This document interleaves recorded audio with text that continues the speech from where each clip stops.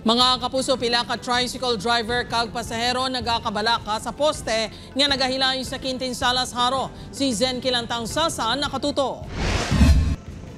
Talalupang doon ang paghilay sini nga poste sa barangay Quintin-Salas Haro, Iloilo City matapos ang pagtayog na tugas ang linog sang September 30. Makitaan man nga halos mautod na ini. Ang sitwasyon sa poste ang nagatugas ang kahangawa sa pubuluyo. Peligroso kuno ini sa mga nagalabay pananglitan matumba. Hindi na siya guro safe, mami, kay may crack na siya mo, bali hindi naman mapakatakon sa nuliwat ang earthquake, kag basi matumba ng mga tao. Bangod malapit ang poste sa paradahan sang tricycle, pati mga driver nagakahangawa man. Tawagan nyo para nga mga kayo nila eh.